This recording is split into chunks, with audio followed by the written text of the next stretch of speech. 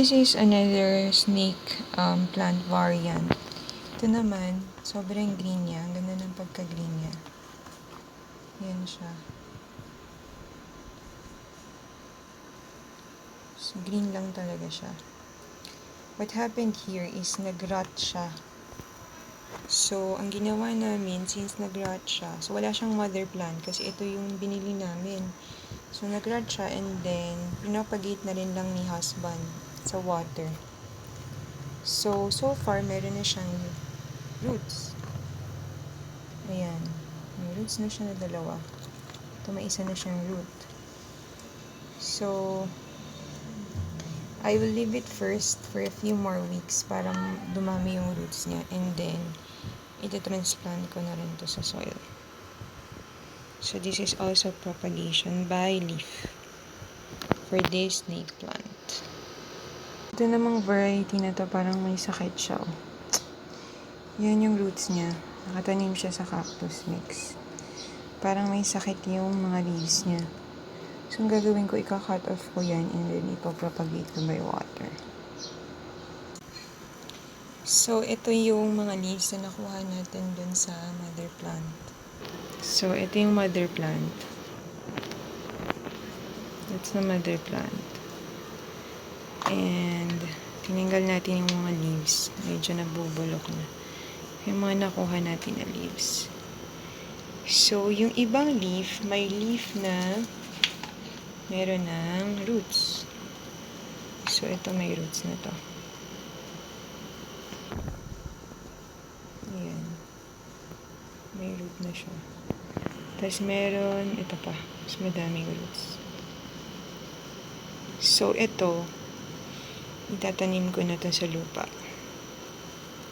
And also the rest, ipapropagate ko na lang din sa lupa. Hindi ko na siguro tatanggalin yung nabubulok na part. I'll just stick it in the soil and then let it grow. So, yan yung mga pots natin. Itatanim ko dyan yung leaf. Stick ko lang siya dyan, tapos lalagyan ko siya ng soil. Ito pa, mas malaki. Samahin ko sila dyan. Then, I'll put some soil to cover off. The rest, I'll put here. I'll arrange here. Direct na sa soil tayo ngayon. So, ito na siya. These are the mother plants. These two are the mother plants. And those are the back or all the leaves na tinatanggal natin sa mother plants kasi mukha na silang hindi healthy. So, what I did is to just put them directly in the soil, in a small pot. And this one is in a medium size pot. So, yan siya.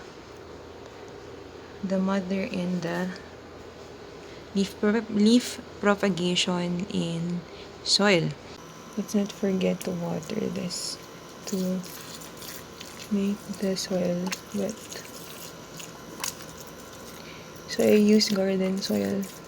Yan mga nakita niyo dyan. Pumice yan from natira doon sa nilagay ko na rin. So, water it and keep it in our propagation rack. And we'll revisit after maybe 2 weeks. So, after months, meron ng mga new plants sa leaf propagations. Ang ginawa natin dito, nung nagka-root na yung leaf, tinanim na natin siya sa soil mix. So, itong soil mix, fast draining. Ito, rice hull plus garden soil. Carbonized rice hull plus garden soil. Ito, ganun din. So, meron na siyang baby na maliit. Bird's nest tong variant na to ng snake plant. Yan, meron na sila. Yung nasa likod natin, yan yung Jade. Ito, tingnan nyo, sobrang laki niya na. Oo, diba? May baby na siya na malaki. Ito, ano to eh, anong ibang mix to? I think meron tong this is The soil mix has some coco peat and garden soil din to. May coco peat to. Itong soil mix na to. So, ito yung Jade na meron ng baby na malaki-laki. This is another baby coming out of this plant. Ito naman, ang soil mix niya ay